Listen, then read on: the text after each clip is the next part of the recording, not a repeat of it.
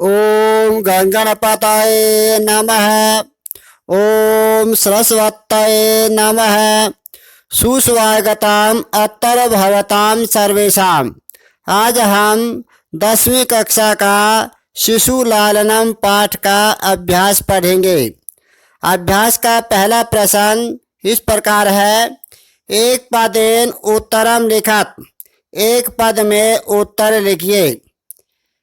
क भाग है।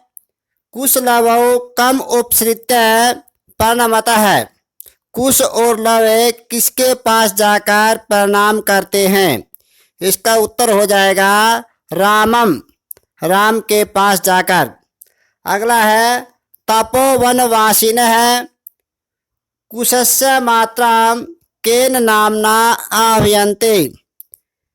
तपोवनवासी कुश की माता को किस नाम से पुकारते हैं? यहाँ पर उत्तर हो जाएगा देवी। अगला प्रश्न है वयोनुरोधात कह लालनीय भवते। कम उम्र के कारण कौन लालनीय होता है? इसका उत्तर हो जाएगा शिशु जन है। अगला है केन संबंधेन वाल्मीकि ही लव कुशयो गुरु। किस संबंध से वाल्मीकि लव और कुश का गुरु है? इसका उत्तर हो जाएगा उपनयनोपदेशेन। अगला है कुत्तर लव कुशयो पेतो हो नाम न व्यवह्रियते। कहाँ पर लव और कुश के पिता का नाम नहीं लिया जाता? इसका उत्तर है तपोवने। अगला है दूसरा प्रश्न अधोलिखितानां प्रश्नानां उत्तराणि संस्कृत भाषया लिखत। नीचे लिखे प्रश्नों के उत्तर संस्कृत भाषा में लिखिए। पहला प्रश्न है रामाय कुशलवयो कंठाश्लेषस्य स्पर्शः कीदृशः आसीत्। राम के लिए कुश और लव का गले लगने का स्पर्श कैसा था? यहाँ पर प्रश्नवाचक शब्द है कीदृश है। इसके स्थान पर उत्तर हो जाएगा हृदयग्राही। इसका पूरा उत्तर हो जाएगा रामाय कुशलवयोः कंठाश्लेषस्य स्पर्शः हृदयग्राही आसीत्। अगला है राम है लव कुशौ कुत्र उपवेशयितुं कथयते। राम लव और कुश को कहाँ बैठने के लिए कहते हैं? इसका उत्तर हो जाएगा कुत्र के स्थान पर सिंहासनम। पूरा उत्तर हो जाएगा राम है लव कुशौ सिंहासनम उपवेशयितुं कथयति। अगला है बाल भावात हिमकरः कुत्र विराजते। बाल भाव होने के कारण चंद्रमा कहाँ पर सुशोभित होता है? कुत्र प्रश्नवाचक शब्द है। इसके स्थान पर उत्तर हो जाएगा पशुपति मस्तके। पूरा उत्तर हो जाएगा बाल भावात हिमकरः पशुपति मस्तके विराजते। अगला प्रश्न है कुश लवयो वंशस्य कर्ता कै। कुश और लव का वंश का कर्ता कौन है? कह ये प्रश्नवाचक शब्द है। इसके स्थान पर उत्तर हो जाएगा सहसा देधीति। तो पूरा उत्तर लिखेंगे कुश लवयो वंशस्य कर्ता सहसा देधीति। अगला है कुश लवयो मात्राम वाल्मीकि केन नामना आह्वयति। कुश और लव के माता को महर्षि वाल्मीकि किस नाम से पुकारते हैं? तो यहाँ पर प्रश्नवाचक शब्द है केन। इसके स्थान पर उत्तर हो जाएगा वधु इति। पूरा उत्तर हो जाएगा कुश लवयो मात्राम वाल्मीकि वधु इति नामना आह्वयति। अगला प्रश्न है रेखांकित पदेशो विभक्ति तत्कारणं च उदाहरणं अनुसारं निर्दिशत। नीचे लिखे रेखांकित पदों में विभक्ति और उसका कारण उदाहरण के अनुसार लिखे। यहाँ पर एक उदाहरण दिया गया है, उस उदाहरण के अनुसार इसका उत्तर लिखना है। उदाहरण है राजन अलम अति दाक्षिण्यन। यहाँ पर जो अति दाक्षिण्यन है इसमें तृतीया विभक्ति है। ये बताना है कि इसमें तृतीया विभक्ति है, विभक्ति का नाम बताना है और ये तृतीया विभक्ति क्यों है उसका कारण बताना है। तो तृतीया विभक्ति यहाँ पर अलम के कारण आई है, अलम का योग होने से यहाँ पर तृतीया विभक्ति है। तो इसका उत्तर हो जाएगा तृतीया विभक्ति वाले लाइन में नीचे लिखेंगे विभक्ति और तत्कारणम इसके नीचे लिखेंगे अलम योगे, अलम के योग में। अब पहला प्रश्न आता है कै। राम है लव कुशौ आसनार्धम उपवेशयति। आसनार्धम ये रेखांकित शब्द है, इसमें कौन सी विभक्ति है ये बतानी है। तो यहाँ पर द्वितीय विभक्ति है और क्यों है, यहाँ पर उप और विष धातु का प्रयोग करने से यहाँ पर द्वितीय विभक्ति है। तो इसका उत्तर लिखेंगे द्वितीय उप विष योगे। आगे है धिंग माम एवं भूतम। यहाँ पर माम को रेखांकित किया गया है, इसमें द्वितीय विभक्ति है। द्वितीय विभक्ति क्यों है, धिक इसका प्रयोग करने से यहाँ पर द्वितीय विभक्ति है। उत्तर लिखेंगे द्वितीय धिक प्रयोगे। अगला प्रश्न है अंक व्यवहितम अध्यास्यताम सिंहासनम। सिंहासनम यह रेखांकित किया गया है, इसको बताना है। यहाँ पर द्वितीय विभक्ति है, क्यों है, अध्यास्यताम आदि उपसर्ग और आस धातु का प्रयोग करने से यहाँ पर द्वितीय विभक्ति हुए। तो उत्तर हो जाएगा द्वितीय आधे उपसर्ग आस प्रयोगे। आगे है अलम अति विस्तृण। तो यहाँ पर तृतीय विभक्ति है, क्यों है, अलम के योग में। तो लिखेंगे तृतीय अलम योगे। आगे है रामम उपसृत्य प्रणम्य च।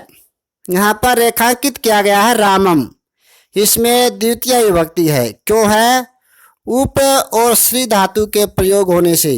तो यहाँ पर उत्तर लिखेंगे द्वितीय उप प्लस श्री योगे। से को री की मात्रा हो जाएगी उप प्लस श्री धातु के योग में।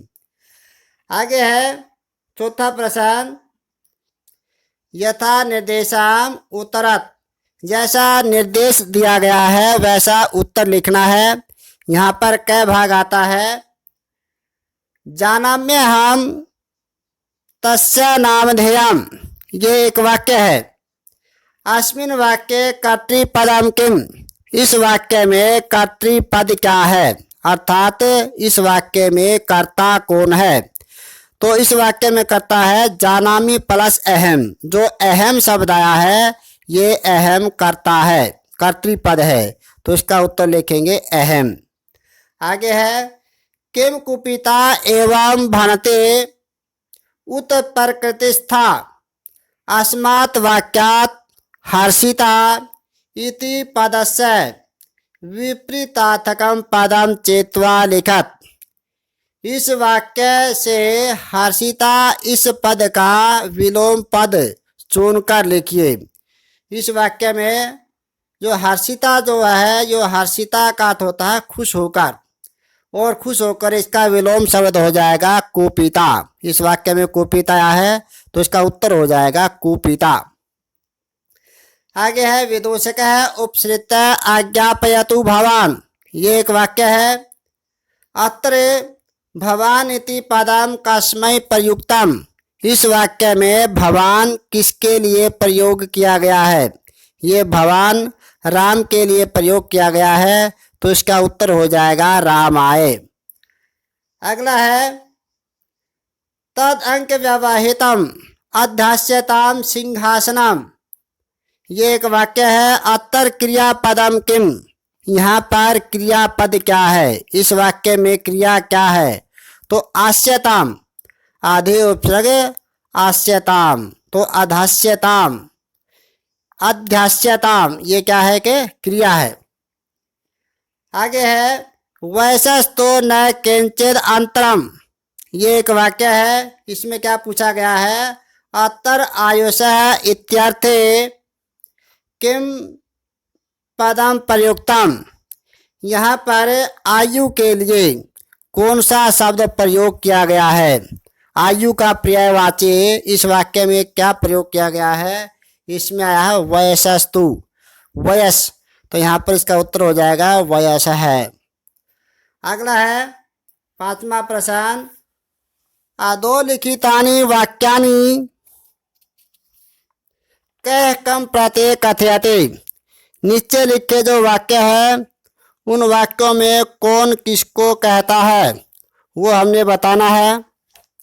यहाँ पर पहला वाक्य आता है स व्यवधानम न चारित्र लोपाय, व्यवधान युक्त होकर बैठने से चरित्र का लोप नहीं होता। यहाँ पर इस वाक्य को कौन कहता है, राम जी कहते हैं, तो इसका उत्तर हो जाएगा राम है। और किसको कहते हैं, कुश लवऊ प्रति, कुश और लव के प्रति। अगला एक है किम कुपिता एवं भनति उत प्रकृतिस्था, क्या क्रोधित होकर इस प्रकार कहती हैं अथवा स्वाभाविक रूप से, ये कौन कहता है, विदूषक। किसको कहता है, कुशम प्रति।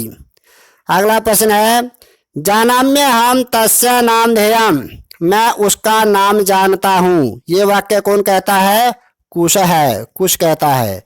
और किसको कहता है, रामम प्रति, राम को। अगला प्रश्न है तस्या दवे नामनी, उसके दो नाम हैं, ये कौन कहता है, लव है, लव कहता है। किसको कहता है, विदूषकम प्रति, विदूषक को। अगला प्रश्न है वयस्य अपूर्वम खलु नामधेयम, अरे मित्र यह नाम विचित्र है, अद्वितीय है, निश्चय है यह नाम विचित्र है, अनोखा है, ये वाक्य कौन कहता है, विदूषक है, विदूषक कहता है। किसको कहता है, रामम प्रति, राम के प्रति। अगला प्रश्न है मंजूषात पर्याय पदम चेत्वा पदानि समक्षम निकट, मंजूषा से पर्याय पद चुनकर पद के सामने लिखिए। पहला पद आता है हिमकर है, हिमकर का अर्थ होता है चंद्रमा, तो इसके पर्यायवाची इस बॉक्स में से हमने ढूंढ कर लिखने हैं। तो चंद्रमा का पर्यायवाची एक तो होता है शशि, और दूसरा होता है यहाँ पर लिखा है निशाकर है, तो यहाँ पर इसके ये दो पर्यायवाची हैं। आगे है संप्रति, संप्रति का अर्थ होता है अब, और इसके पर्यायवाची होंगे इदानीम, अधुना, ये दो पर्यायवाची हैं। आगे है समुदाचार है, समुदाचार का अर्थ होता है शिष्टाचार, एक पर्यायवाची शिष्टाचार है, दूसरा सदाचार है। आगे है पशुपति है, पशुपति भगवान शंकर का नाम है, पशुनाम पतिते पशुपति, जो सभी प्राणियों का स्वामी है, तो इस प्रकार इसके पर्यायवाची है शिव है और चंद्रशेखर है।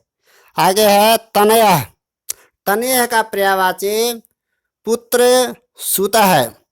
आगे है सहसा दधेते, इसका पर्यायवाची है सूर्य भानु, तो इसके ये पर्यायवाची थे। आगे है छठे प्रश्न का ए भाग, इसमें क्या है विशेषण विशेष्य पदानि योजित, विशेषण और विशेष्य पद को जोड़ना है। जैसे यहाँ पर जो संख्या लिखे हुए है 1 2 3 4 5, ये जो है विशेषण पद हैं, और जहाँ पर क ख ग घ अंग, ये जो लिखा हुआ है ये विशेष्य पद हैं, तो विशेषण को विशेष्य के साथ हमने जोड़ना है। उदात रम्य, उदात रम्य का अर्थ होता है समुदाचार है, ये उदात्त रम्य का विशेष्य हो जाएगा, समुदाचार है। आति दीर्घ है, आति दीर्घ का विशेष्य हो जाएगा आते दीर्घ प्रवास है, ये इसका विशेष्य हो जाएगा। फिर आगे है समरूप है, समरूप का विशेष्य हो जाएगा कुटुंब वृतांत है, परिवार का वृतांत। आगे है हृदयग्राही, हृदयग्राही का विशेष्य हो जाएगा सपर्श है, सपस। और आगे है कुमारयो, कुमारयो का विशेष्य हो जाएगा कुशलवयो। तो इस प्रकार ये विशेषण विशेष्य भाव संबंध था। अगला प्रश्न है अधोलिखित पदेशो संधिम कुरुत, नीचे लिखे पदों में संधि कीजिए। पहला आता है दवौ प्लस अपि, दवा दवयोरपि। आगे है दवौ प्लस अपि, इसकी संधि बन जाएगी दवावपि, औ को आव आदेश हो जाएगा, वह में अपि का ए आ जाएगा, वह पूरा हो जाएगा दवावपि। आगे है कह प्लस अत्तर कोत्तर, अनभिज्ञ प्लस अहम अनभिज्ञो हम। आगे है इति प्लस आत्मानम इत्यात्मानम। तो इस प्रकार ये संधि बनाई। आगे है अधोलिखित पदेषु विच्छेदम कुरुत, नीचे लिखे पदों में संधि विच्छेद कीजिए। अहम अहम अप्येतयो, इसकी संधि विच्छेद करनी है अहम प्लस अपि प्लस एतयो, एतयो के बाद विसर्ग हो जाएंगे। आगे है वयोनुरोधात, वयः प्लस अनुरोधात। आगे है समानाभिजनौ, समान प्लस अभिजनौ। आगे है खलवेतत, खलु प्लस एतत। प्यारे बच्चों, आज ये शिशु लालनम इस पाठ के अभ्यास के प्रश्नोत्तर पढ़े। इन अभ्यास के प्रश्नोत्तरों को अपनी कॉपी में अच्छी तरह से लिखेंगे और याद करेंगे। हम अगले पाठ को लेकर आपके सामने जल्दी ही उपस्थित होंगे। जयतु भारती, जयतु संस्कृतम।